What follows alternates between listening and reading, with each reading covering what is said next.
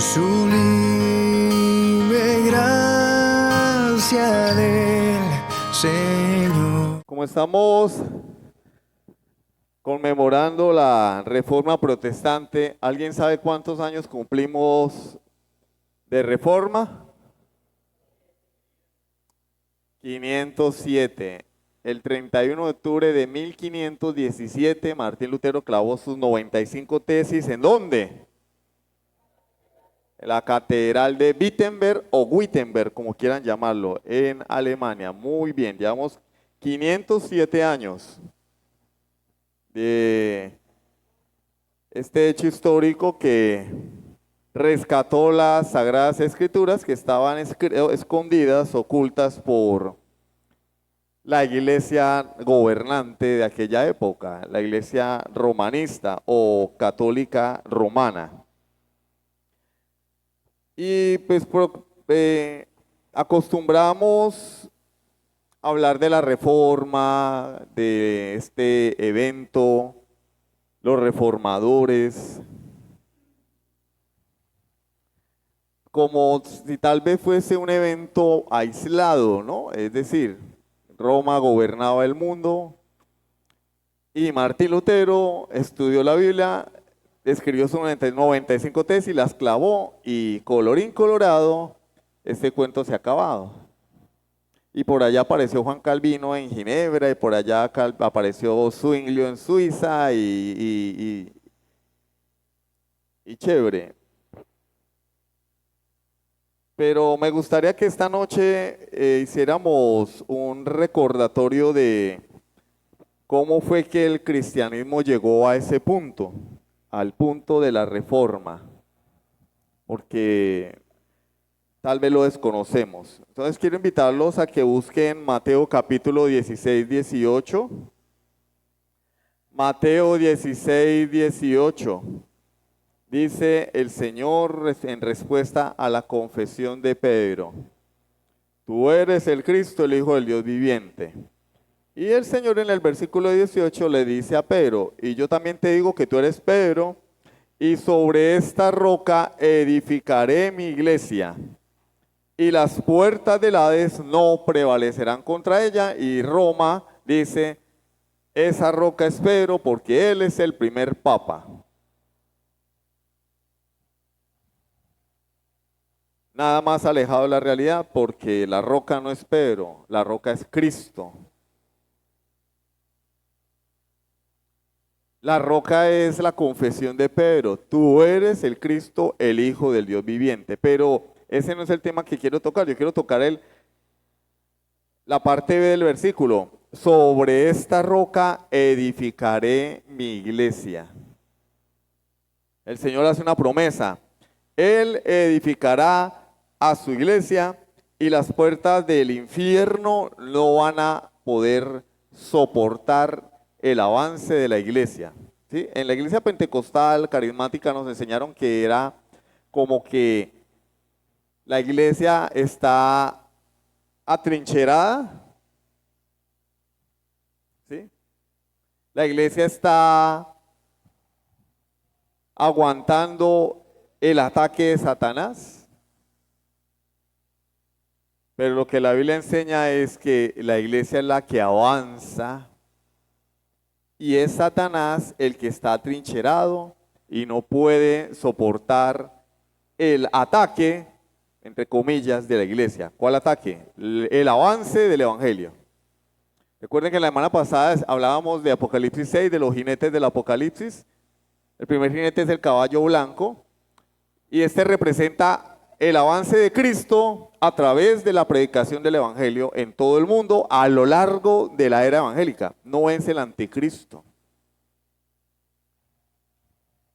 Él ha prometido que su iglesia avanzará, que su evangelio iba a ser preservado. Entonces, el título de la enseñanza de esta noche, con motivo de la Reforma Protestante, es la evolución del cristianismo hasta la Reforma. Vamos a ver varios puntos, 5 puntos. Vamos a hablar hoy de historia. En primer lugar, la iglesia primigenia o la iglesia primitiva. Ya todos conocemos a través del libro de Hechos la historia de la iglesia, ¿Qué sucede en Hechos capítulo 1, versículo 8? Cristo responde la pregunta a los apóstoles: ¿restaurarás el reino de Israel en este tiempo? Y él les dice: eso no es problema de ustedes. Aunque los dispensacionalistas dicen que sí, se la pasan sacando cálculos, pronosticando fechas, él dice: eso no es problema suyo. Dice: no os toca a vosotros conocer los tiempos y las sazones que el Padre ha puesto en su sola potestad. ¿Eso es potestad de quién? De Dios, no es problema de nadie.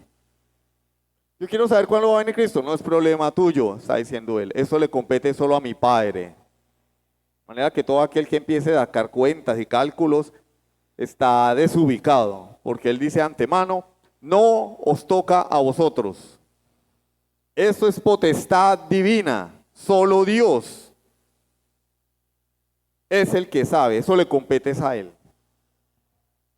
Pero recibiréis poder, versículo 8, cuando haya venido sobre vosotros el Espíritu Santo, y me seréis testigos en Jerusalén, en Judea, en Samaria y hasta lo último de la tierra. Vemos cómo a través del libro de los Hechos se va cumpliendo ese plan de Jesucristo para extender el Evangelio a todas las naciones. En el capítulo 2 desciende el Espíritu Santo en la fiesta de Pentecostés. Durante 3 años y medio es predicado el Evangelio en Judea, hasta que viene la persecución. En primer lugar es Pedro quien inicia la evangelización de los judíos y de los gentiles. En el capítulo 10, predicando en casa de Cornelio, son los primeros gentiles que se convierten al Evangelio y reciben el Espíritu Santo. Pero posteriormente, en el capítulo 9, anteriormente, antes de eso, Jesús llamó a Saulo de Tarso, que posteriormente se llamaría Pablo. Lo llamó para que fuese apóstol a los gentiles. Y Pablo inicia esa labor, esa encomienda del Señor, llevando a cabo 3 viajes misioneros. Hay un supuesto 4º viaje misionero, en la Biblia solo hay registrados 3. Pero por alguna información en las cartas a los Corintios se deduce que hubo un 4º viaje misionero. Pero solamente registrados 3 en el libro de Hechos, ¿no? Allí mismo se inicia una persecución contra los creyentes por parte de los judíos, porque los judíos aborrecían a Jesucristo, aborrecían el Evangelio, porque el Evangelio atacaba la religión judaica. Se inicia una persecución contra ellos, hay martirizados, el primer mártir fue Santiago, y los creyentes comienzan a dispersarse producto de esta persecución. Pero para el Imperio Romano, que era el imperio gobernante, pues la iglesia cristiana era una secta judía. Era una secta más del judaísmo, igual que los escribas, fariseos, saduceos, esenios. Los cristianos eran una secta, pero dejarían de ser secta para convertirse en una amenaza del imperio. Entonces, segundo punto, la persecución en el siglo I, cuando Roma comienza a ver a la iglesia cristiana, a los cristianos, como una amenaza para la paz romana, o la Pax, la famosa Pax romana, comienza a ver a los cristianos como una amenaza para la paz, se inicia ya una persecución sistemática, es decir, una persecución organizada contra el pueblo de Dios, ya a nivel de todo el imperio, ordenada por el mismo César, por el emperador. ¿Por qué razón? Bueno, porque Roma dejó de verlos como una secta y comenzó a verlos como una superstición peligrosa. ¿Por qué? Porque los cristianos, como fundamento de nuestra fe, creemos en la resurrección de los muertos, cosa en la cual no creían los romanos. Los romanos, influenciados por la cultura griega, ustedes saben que los griegos no creen en la resurrección del cuerpo, porque para ellos el cuerpo ellos creen en el dualismo platónico. El alma es buena, el cuerpo es malo. El cuerpo se queda aquí en la tierra y se pudre y se corrompe porque el cuerpo está dañado. No puede resucitar, eso no existe. Y por eso Pablo en 1 Corintios 15 escribe en contra de esta falsa enseñanza.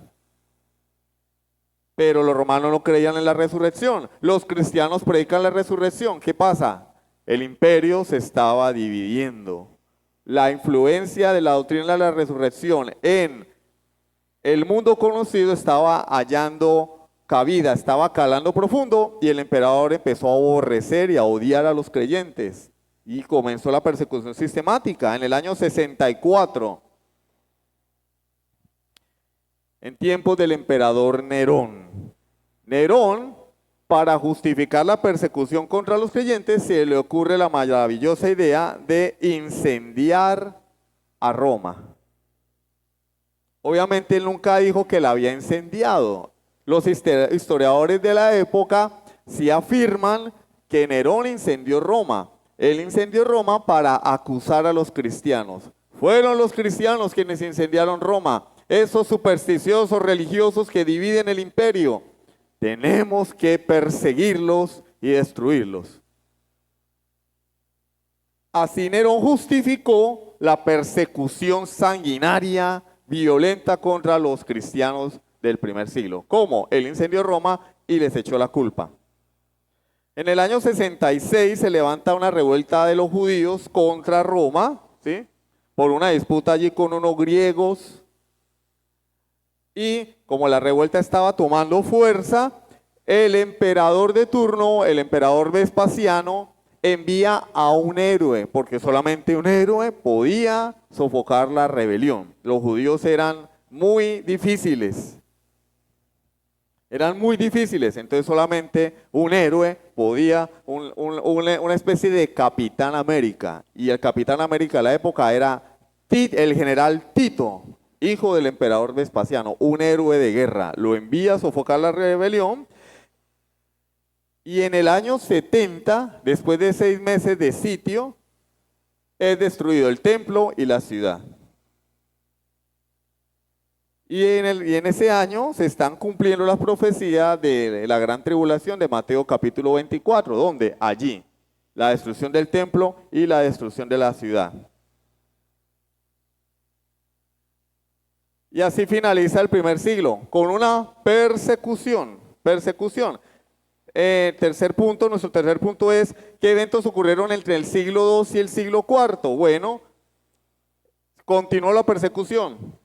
Los siguientes emperadores romanos no redujeron la violencia de la persecución, sino que la agravaron. El emperador Septimio Severo, en el año desde el año 193 al 211, implementa la tortura. O sea, comienzan a torturar a los creyentes para hacerles negar la fe. Para hacerles negar la fe, con el propósito de que negaran su fe en Jesucristo. Septimio Severo, el emperador Decio, en el 249 al 251, continúa con esta misma idea de Septimio Severo, pero entre el año 284 al 305, que llega al trono el emperador Diocleciano, él va un poco más allá, continúa la tortura, pero ahora se le ocurre destruir los lugares de reunión de los cristianos y destruir todos los escritos sagrados. Diocleciano dice, hay que acabar con la Biblia. Bueno, en ese entonces no existía la Biblia como tal, nuestros 66 libros que hacen parte del canon, todavía no había sido reconocido. Ese es otro tema en el que no me voy a meter hoy porque no reconocido. El canon ya existía, pero aún no había sido reconocido por la iglesia, confirmado por la iglesia. Eso fue posteriormente, porque la persecución impedía que los creyentes se reunieran a reconocer el canon. Entonces Diocleciano elimina los documentos sagrados o trata de hacerlo y comienza la demolición de edificios que llamaríamos iglesia, ¿no? Aunque la iglesia no es el edificio, pero llamémoslo iglesia. Aparecen las primeras herejías en contra de la sana doctrina. El ebionismo, ¿sí? Unos judíos, ¿sí? También llamados los pobres, negaban la divinidad de Jesucristo. El ebionismo. El docetismo, que ya les he hablado acá en algunas clases, viene la palabra griega doqueo, que significa apariencia. Estos negaban la humanidad de Jesús por el dualismo griego. Si el cuerpo es malo, Jesús no pudo haberse encarnado. Jesús no era humano. Docetismo, falsa doctrina. El gnosticismo, el mismo dualismo, pero a nivel del cosmos y de la naturaleza. Toda la materia es mala, todo lo espiritual es bueno. Y el marcionismo, que hablaba de un dualismo en Dios. El Dios del Antiguo Testamento es malo, el Dios del Nuevo Testamento, es decir, Jesús, es un Dios bueno porque es el Dios del amor. El del Antiguo Testamento no es el Dios bueno. Y por eso Marción rechazaba los escritos del Antiguo Testamento y todo escrito que tuviera una fuente judía. Todo escrito que tuviera una fuente judía era rechazado por Marción. Marción solamente reconoció las epístolas de Pablo, el Evangelio de Lucas y el libro de los Hechos. No reconoció más, ni el Antiguo Testamento, ni los 13 Evangelios, ni las cartas de Pedro, ni la carta de Santiago, ni la carta de Judas, porque como eran judíos, él, llamémoslo así, era un antisemita. Marción, y fue condenado como un hereje. Entonces, ¿qué hizo la iglesia en esa época para contrarrestar las herejías? Bueno, la iglesia inició, ¿sí?, el reconocimiento del canon de las escrituras. Bueno, ¿cuáles son nuestros libros sagrados? ¿Cuáles son nuestros libros sagrados? Y como en el primer siglo todavía vivían los escritores, los autógrafos todavía vivían, pues era fácil preguntarle, venga, ¿usted escribió esto? Sí, listo, hagámosle una copia, hagámosle copias. Y entonces, entre más copias tiene un libro o carta de la Biblia, eso implica una mayor veracidad. Y los que no se copiaban, pues fueron quedando en desuso porque daba a entender que la iglesia no tenía interés en esos libros. Segundo, confesiones de fe. Aparecieron las primeras confesiones de fe, el credo de los apóstoles. El credo de los apóstoles no es romanista. El credo de los apóstoles es evangélico, es de la iglesia, es nuestro. El credo apostólico. El credo niceno que apareció en el año 325 en el concilio de Nicea. Aparecieron las primeras confesiones de fe para establecer qué es lo que cree la iglesia, porque estamos siendo atacados. La doctrina que estaba siendo atacada en aquella época era la doctrina de la Trinidad. Bueno, ¿qué hacemos? Se leen el credo de los apóstoles, estructura trinitaria. Leen el credo niceno, estructura trinitaria, para defender la fe cristiana. Y apareció la tetrarquía. El emperador Diocleciano, para administrar mejor el imperio, lo dividió en 4 tetrarquías. En Occidente, Maximiano y Constancio. En Oriente, Diocleciano y Galerio. Hermano, ¿y eso por qué? Ya van a ver por qué es importante mantener esta línea del tiempo. Yo lo que quiero es que tengamos una conexión entre el primer siglo y la época de la Reforma, y no pensar que es que Jesús se fue para los cielos y que como que quedamos en stand-by hasta que apareció Martín Lutero. No, las cosas no fueron así. Dios cumplió su promesa, yo edificaré a mi iglesia, y la edificó año por año, siglo por siglo, hasta el tiempo de la Reforma, y lo sigue haciendo hasta hoy. Entonces en Occidente estaba Maximiano y Constancio, en Oriente estaba el emperador Diocleciano, y el emperador se llamaba Augusto, y el otro, el que le ayudaba, César. Diocleciano murió sin hijos, de manera que Galerio se convierte en emperador de Oriente. Galerio se convierte en emperador de Oriente. ¿Por qué es importante eso? Porque Galerio tuvo empatía por los cristianos. Galerio dijo, le estamos dando muy duro a los cristianos, vamos a bajarles. Vamos a bajarles. Y en el año 310, Galerio redacta lo que se llamaría el Edicto de Tolerancia, para que literalmente, dice el edicto, los cristianos puedan volver a existir.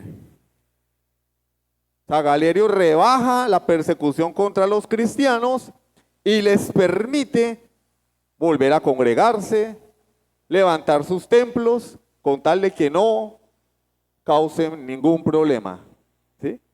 Por eso es importante, porque Galerio no fue el emperador, Galerio fue compañero de Diocleciano. Diocleciano lo nombró su compañero para que le ayudara a gobernar la parte oriental del imperio. Y en la parte occidental pues estaba Constancio, que murió, pero dejó un hijo. ¿Y quién era el hijo de Constancio? Constantino. ¿Se han escuchado hablar de Constantino? Constantino el Grande. hijo de Constancio. Entonces, miren la cuestión. El único emperador era Diocleciano y él dijo, este imperio es muy grande, vamos a dividirlo en 4 para administrarlo mejor. Y acá quedó Constancio y Maximiano, y acá quedó Diocleciano y Galerio. Muere Diocleciano, Galerio rebaja la persecución contra los creyentes, edicto de tolerancia. Y acá muere Constancio, ¿y quién sube al trono? Constantino, el famoso Constantino. Muere Maximiano en Occidente, está Constantino y Maximiano, muere Maximiano y le sucede su hijo Magencio. Entonces está Constantino y Magencio. Pero Constantino tenía hambre de poder. En el año 312, Constantino ataca a Magencio para quedarse con toda la parte occidental del imperio. El Constantino dice, acá el único emperador debo ser yo, y ataca a Magencio en la famosa batalla del puente de Milvio. Y es allí donde Constantino, en ese periodo, el tiempo de la batalla, tuvo un sueño que él afirmaba que tuvo una visión en el sueño, vio un símbolo, ¿sí? Vio un símbolo y una voz que le decía, por este símbolo vencerás. ¿Cuáles eran los símbolos? Las letras Ji y Ro del alfabeto griego, que son las 2 primeras letras del nombre Cristo en el griego. Ji, que parece una X, y Ro, que parece una P. Ustedes las verán en algunos símbolos. Una X y una P en la mitad. Y escuchó una voz que decía, por este símbolo vencerás. Y él le hace guerra a Magencio y vence. Y dice, sí, porque en aquella época, en los reinos del mundo se tenía la creencia de que Dios les ayudaba en las batallas, y si ellos ganaban era porque Dios estaba a favor de ellos. Entonces Constantino vence a Magencio y dice, oiga, esto del cristianismo sí es verdad. Yo me voy a ser cristiano. Y para continuar con el favor de Dios, decreta que el cese de la persecución a los cristianos en la parte oriental del imperio, y se convierte el cristianismo en la religión oficial. Pero en la parte oriental, ¿sí? La parte oriental muere Galerio y le sucede Licinio. Licinio y Constantino escriben o redactan el edicto de Milán, año 313, donde se les da plena libertad a los creyentes. Ahora hay libertad en todo el imperio. Muere Galerio, Licinio le sucede, Constantino y Licinio redactan el edicto de Milán. Aquí hay libertad religiosa para todo el mundo. El cristianismo es la religión oficial. ¡Bravo! ¿Sí? Religión oficial, libertad, cese de persecución. Ahora sí, los cristianos iban a tener paz. Y eso nos lleva a nuestro cuarto punto. La iglesia preferida, siglos IV y siglo V. Todo eso sucedió hasta el siglo III. ¿Sí? Comienzos del siglo IV. Estamos en el año 313, siglo IV, inicios del siglo IV. Pero Constantino era un hombre hambriento de poder y ataca a Licinio. Primero atacó a Magencio, se quedó con toda la parte occidental, ahora ataca a Licinio. Y adivinen, vence a Licinio en el nombre de Cristo. Y ahora Constantino se enamora más del cristianismo. Claro, Dios me dio la victoria sobre Magencio, ahora me da la victoria sobre Licinio. Este es el verdadero Dios.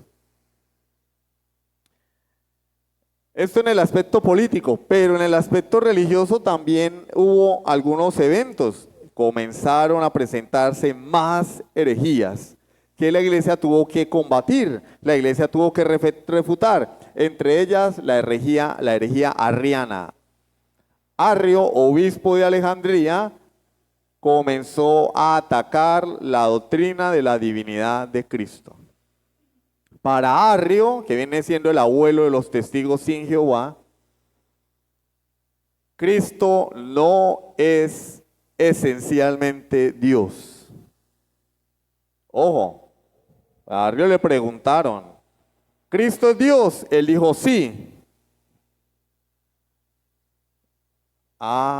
Cristo es esencialmente Dios. Y Arrio dijo jamás.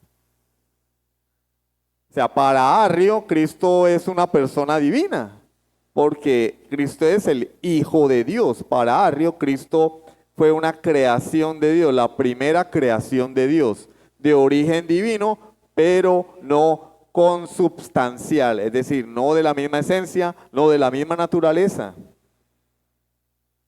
Bien, hermano, y al fin y al cabo, ¿qué es si Jesús es Hijo de Dios? Si es Dios, eso no viene al caso. Lo importante es creer en Dios. Todos los caminos conducen a Roma, ¿no? Claro que es importante, porque si Cristo es Dios, no me puede salvar. Si Cristo es el arcángel Miguel, como enseñan a algunas sectas, no me puede salvar, porque no puede cancelar mi deuda. ¿Sí ven? ¿Por qué los testigos sin Jehová están bajo condenación? Porque ellos predican un Cristo que no es Dios. ¿Y de qué los puede salvar una criatura? De nada. El Salvador tenía que ser Dios. Y al atacar la doctrina de la deidad de Cristo, pues también atacaba la doctrina de la Trinidad. Esta controversia dio lugar al concilio de Nicea en el año 325. ¿Quién convocó el concilio de Nicea? ¿Los obispos de la época? No, Constantino. Un pseudo cristiano, porque en realidad nunca se convirtió. Pero miren cómo Dios utiliza en su providencia, si es necesario usar a Satanás, lo utiliza. Utilizó a un emperador cuyos intereses eran políticos, pero Constantino quería preservar la unidad del imperio. Y él dijo, aquí todo el mundo tiene que ser cristiano, cristiano trinitario. Yo soy trinitario, todo el mundo tiene que ser trinitario. Y él mismo convocó al concilio de Nicea. Pero no sucedió así en la parte oriental del imperio. La parte oriental del imperio estaba siendo influenciada por el Islam. Y la parte oriental del imperio, ¿sí?, fue influenciada por el arrianismo. Y empezó los seguidores de Arrio a hallar cabida en la parte oriental del imperio. Lamentablemente. El concilio de Nicea dio lugar a un documento muy importante para nosotros, que es el credo niceno, que ratifica el credo apostólico, condena al arrianismo como herejía y a Arrio como un heresiarca. Un heresiarca es un líder que enseña herejías. Eso es un heresiarca. Arrio era un líder de la iglesia. Muere Constantino, porque Constantino no era eterno. Nadie es eterno en el mundo, como dice la canción. Muere Constantino y tenía 3 hijos. El imperio se divide en esos 3 hijos. Y como algunos papás, ¿cierto? Algunos papás hacen con los hijos. Yo tenía un tío que se llamaba Dorian. Le puso a su hijo mayor Dorian y al hijo que seguía Dorjan. O sea, le gustaba mucho su nombre, ¿no? Castigó a sus hijos poniéndole el mismo nombre. Y Constantino hizo lo mismo. Le puso a uno de sus hijos Constantino, al otro Constante y al otro Constancio. Constante era muy constante. No, todo lo contrario. Constantino II, que reinó en Occidente, fue fiel a la fe nicena, trinitario. Hermano, ¿y eso para qué? Ya, todo esto tiene una razón de ser. Él fue trinitario, él siguió con la creencia de su padre, pero sus otros 2 hijos, que estaban más hacia el oriente, no. Constante vacilaba entre las 2 doctrinas dependiendo de la conveniencia. Cuando le convenía ser trinitarios, se volvía trinitario. Cuando le convenía ser arriano, se volvía arriano. Y Constancio sí era arrianismo, cero Trinidad. Mire, constante vacilaba entre las dos, no era constante. Esta doctrina arriana también tiene una, digámoslo así, una derivación que también la creen los testigos sin Jehová, y es la doctrina y es difícil que se lo graben, pero lo voy a decir, es la doctrina del neumatomaquianismo. Neumatomaquianismo de neuma, neuma que significa espíritu, ¿sí? Neuma es espíritu. Neumatomaquianismo, ¿y eso qué es? Bueno, la doctrina de los testigos de Jehová que enseña que el Espíritu Santo no es Dios, sino que es una fuerza, así como en Star Wars, que la fuerza te acompañe. Para los testigos de Jehová, el Espíritu Santo no es una persona, no es Dios, es una fuerza. ¿Eso de dónde surge? Del arrianismo. Eso no es nuevo. Estas herejías tienen siglos atacando a la iglesia.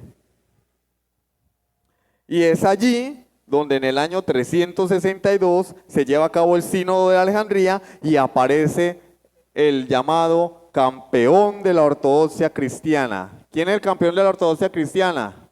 Atanasio de Alejandría. En el sínodo de Alejandría, en el 362, donde se defendió la doctrina de la Trinidad y la doctrina de la deidad del Espíritu Santo. Y se confirmó el credo niceno. Sin embargo, la iglesia siguió recibiendo golpes que fueron debilitando la unidad de la iglesia cristiana. Más herejías entre el siglo IV y el V. El apolinarismo de Apolinar. El apolinarismo negaba el alma racional de Cristo. Cristo tiene un alma racional, un alma humana. Apolinar decía, no. El nestorianismo, que enseña que Cristo tiene dos naturalezas y dos personas. Cristo no es una sola persona, Cristo son dos personas con dos naturalezas. Algo así como Yu-Gi-Oh! ¿Sí? ¿No han visto Yu-Gi-Oh? Bueno, yo sí me lo vi. Dos naturalezas, dos personas. Eso es herejía porque la Biblia enseña que Cristo tiene dos naturalezas, pero ¿cuántas personas? Una sola persona. Eutiquianismo, Eutiques, fue quien propuso esta doctrina, donde enseñaba que la humanidad de Cristo es absorbida por la deidad. La deidad, Dios absorbe la humanidad de Cristo, eso es herejía. Porque si ustedes leen los credos, allí dice que no hay confusión, no hay mezcla, son dos naturalezas en una misma persona. Estas naturalezas están unidas, pero no mezcladas, ni la una opaca a la otra, ni la una eclipsa a la otra. Son dos naturalezas que están allí unidas en una misma persona. Y apareció otra herejía, el pelagianismo. Pelagio, un obispo también, enseñaba que el ser humano no tenía pecado original, lo que nosotros hoy conocemos como pecado original, pero no me voy a adelantar un poquito, fue una propuesta de San Agustín. Agustín de Hipona fue la primera persona en hablar del pecado original. Pelagio decía, no, el ser humano viene al mundo sin pecado. El ser humano no necesita la gracia divina para convertirse. Herejía. Porque si algo nos enseña la Biblia es que estamos dañados por el pecado desde el mismo vientre de mamá.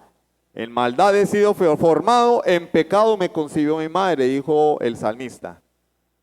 Herejía. Y Pelagio fue condenado como un hereje. ¿Quién fue el que combatió a Pelagio? San Agustín. San Agustín defiende la sana doctrina y se enfrenta a esta herejía pelagiana. San Agustín, que vivió entre el 354 al 430. Esto nos lleva a nuestro siguiente punto. Quinto, el deterioro de la iglesia. Quinto y último punto, el deterioro de la iglesia. Ya estamos en el siglo V. Y aquí la iglesia se divide. Después de tantos golpes, se divide finalmente la iglesia. Tenemos tres factores que dividen la iglesia: el factor étnico, el factor político y el factor religioso. ¿Cuál es el factor étnico? Bueno, recordemos que estamos hablando del Imperio Romano. El Imperio Romano cayó. ¿Por qué cayó el Imperio Romano? Porque llegaron las tribus bárbaras. Los visigodos, los ostrogodos, los vándalos, los germanos, los francos, los hunos. Atila era el rey de los hunos. Que no le digan así a un niño en el colegio, ¿no? Atila. ¿Por qué? Es el rey de los hunos. Por mal estudiante, ¿no? No tengo que explicar el chiste, ¿no? Sí. Es una moma, dice la sobrina. Es una moma. En primer lugar, el factor étnico. Los pueblos bárbaros invadieron Roma de oriente, a occidente. Y en Oriente habían escuchado, adivinen qué escucharon ellos en Oriente, el evangelio arriano. De que todo esto tiene relación. Invaden Roma desde Oriente, llegan a Oriente y escuchan allá el evangelio contaminado por Arrio. Es decir, Jesús no es Dios. La Trinidad no existe. Se convierten, entre comillas, a ese evangelio arriano, es decir, eran testigos sin Jehová prácticamente. Y llegan a la parte oriental, al Imperio Romano de Occidente, a Roma. Llegaron allá. ¿Qué sucedió? Llegaron con su evangelio contaminado. Hubo una mezcla, un sincretismo religioso. La iglesia fue golpeada. 2, factor religioso. Ya había iniciado el Islam. Empezó a tomar fuerza el Islam. Ustedes saben que el Islam tampoco es trinitario.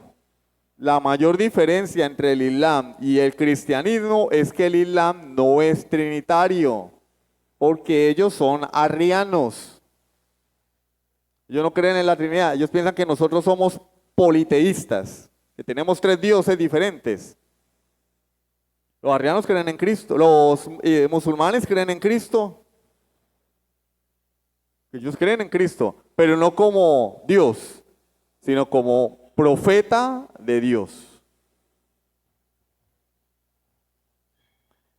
Y aparecieron más herejías contra la iglesia para atacar la naturaleza de Cristo. La herejía monofisita, que enseña que Cristo tiene una sola naturaleza.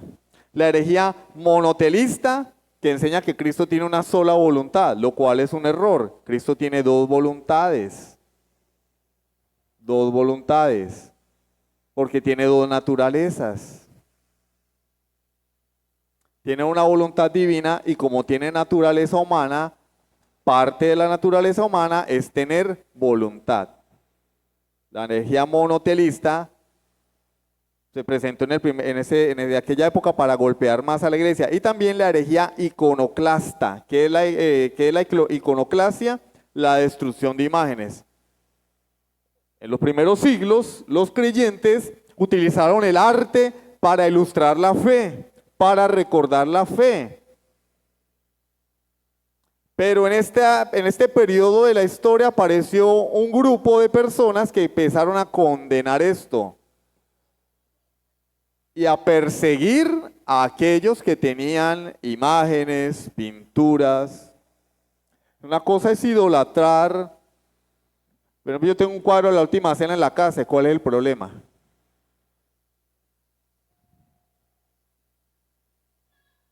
¿Quién no tiene un cuadro de la Última? Bueno, yo no lo tengo, pero mi papá tenía uno. ¿Sí?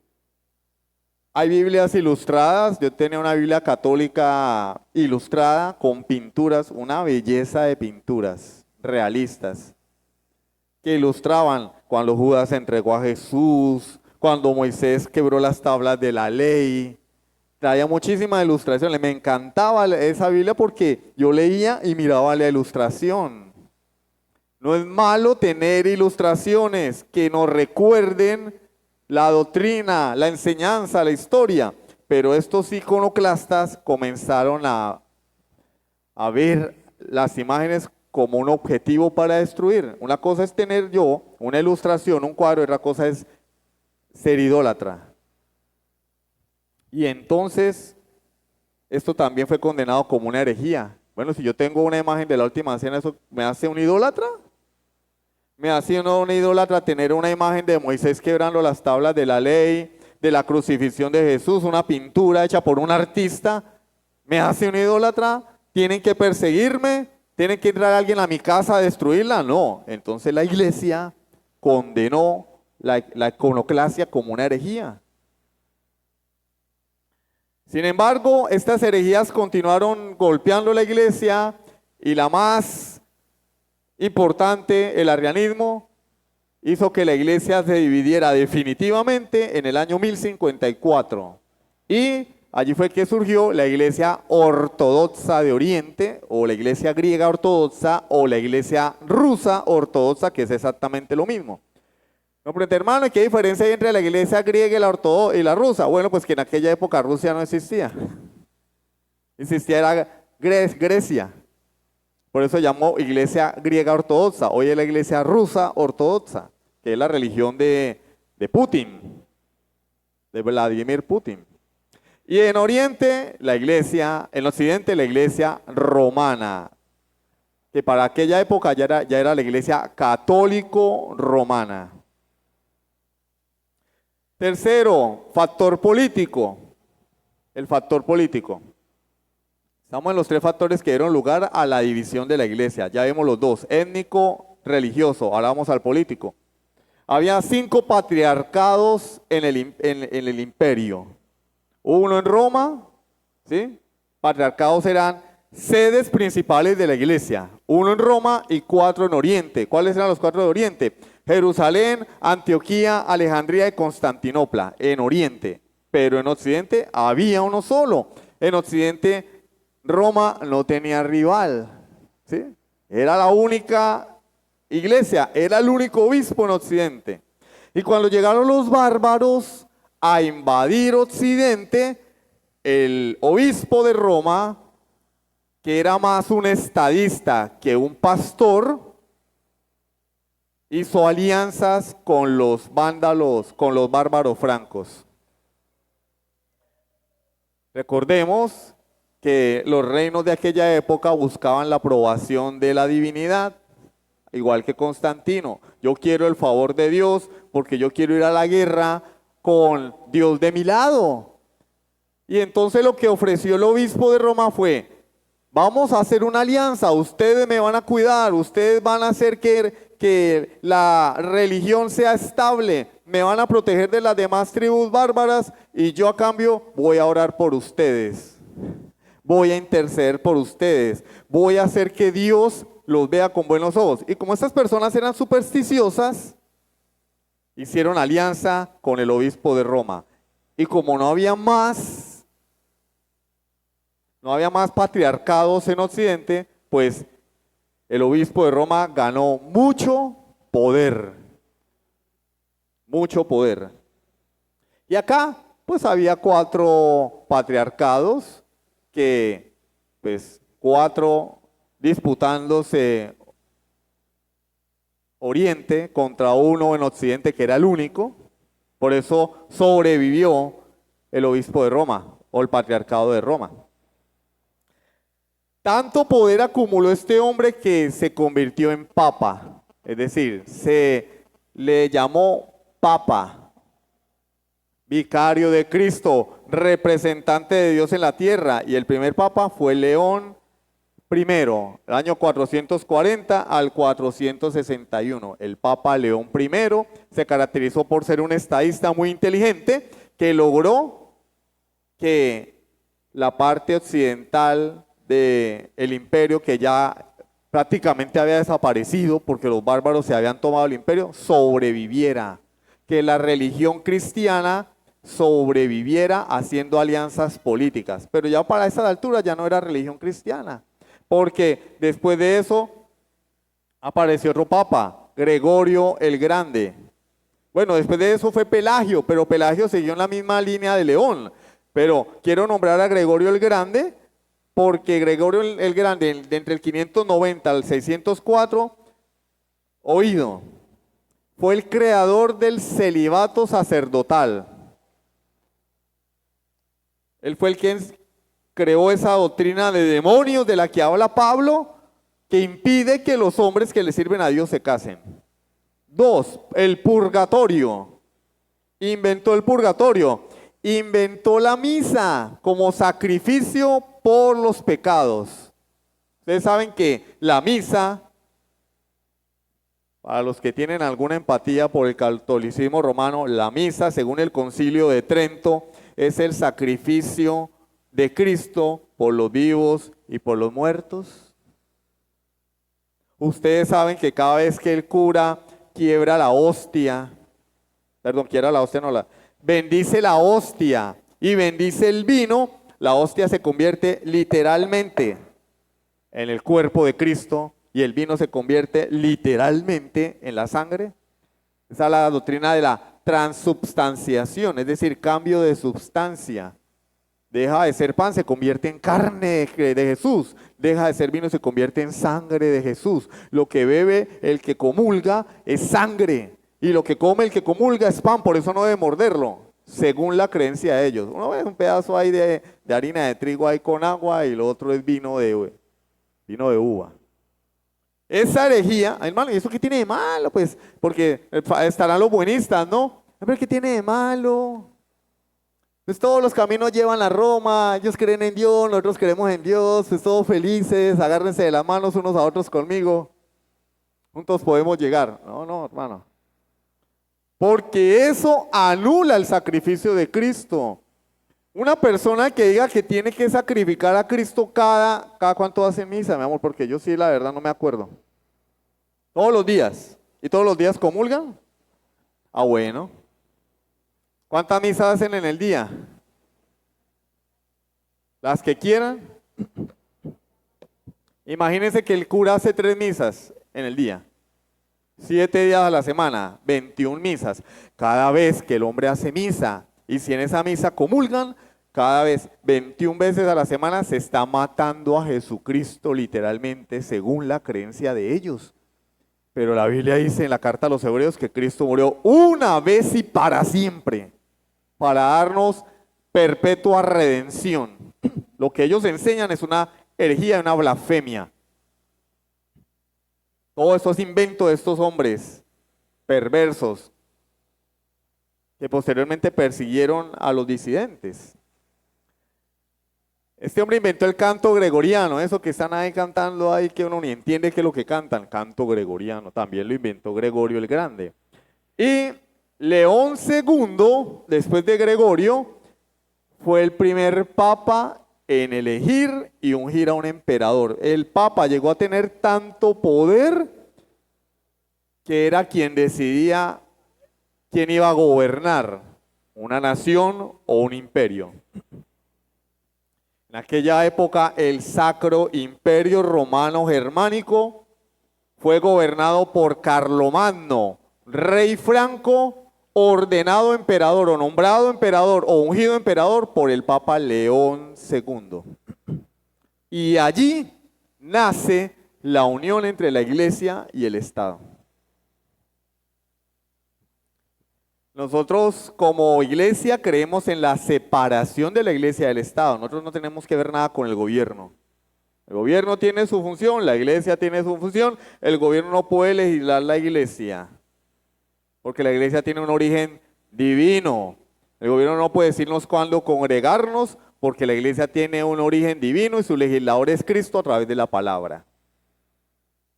La unión entre religión y Estado, lo único que ha traído al mundo es desventura, problemas, corrupción.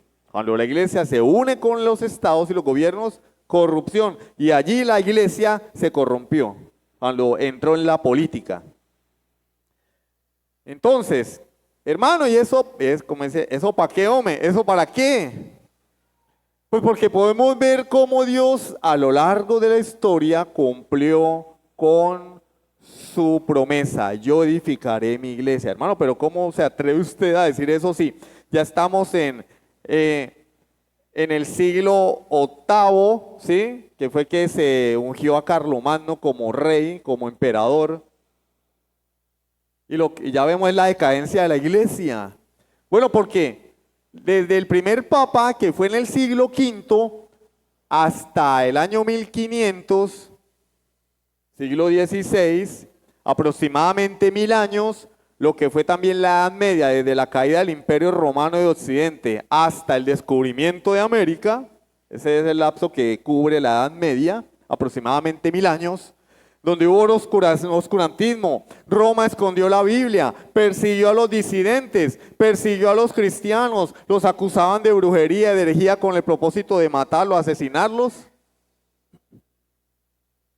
Surgió allí el tal Tribunal de la Santa Inquisición, que en un inicio, en sus inicios era bueno, pero se fue degenerando. En sus inicios era bueno, tuvo una buena razón de ser, pero se fue pervirtiendo y degenerando y se convirtió en perseguidor de los disidentes, tortura, asesinato. A pesar de esos 1000 años de oscurantismo, Dios levantó hombres a lo largo de la historia como Atanasio, San Agustín, y ahora en el siglo XVI levantaría hombres para llevar a cabo lo que conocemos hoy como la Reforma Protestante. Hombres como Martín Lutero, Juan Calvino, Ulrico Zwinglio, John Knox, Guillermo Farel. Dios lo levantó. O sea, todo esto ocurrió con un propósito. Y el domingo, si Dios me lo permite, vamos a hablar de el contexto de la reforma, que no lo vamos a hablar hoy. Yo solamente quería hacerles un recuento histórico de cómo llegamos del punto A al punto B. Pero yo no les voy a hablar hoy de la reforma, porque para eso están los hermanos que van a participar y cada uno va a hablar de un reformador o prerreformador o patriarca de la iglesia. Lo que nos queda presente es una sola cosa: Dios es fiel a su promesa. En su providencia organizó todas las cosas para que siempre la palabra de Dios prevaleciera a lo largo de los siglos, sin importar emperadores, sin importar tribus bárbaras, sin importar obispos que se convirtieran en papas, sin importar persecución romana. La palabra de Dios fue preservada hasta hoy, 21 siglos más tarde. Amén. Y se cumple la promesa: yo edificaré mi iglesia. Nosotros vamos a morir y la iglesia va a seguir en pie. Y que nadie vaya a pensar que porque yo no estoy acá, la iglesia se va a caer. O porque tú no vayas a estar acá, la iglesia se va a caer. Porque la iglesia es de Cristo y prometió Él que Él sería quien sostendría a su iglesia. Amén. Esto nos da un fuerte consuelo. Vemos la historia. Nunca la iglesia cayó y nunca va a caer hasta que Cristo venga por segunda vez. Amén. Sublime gracia del Señor.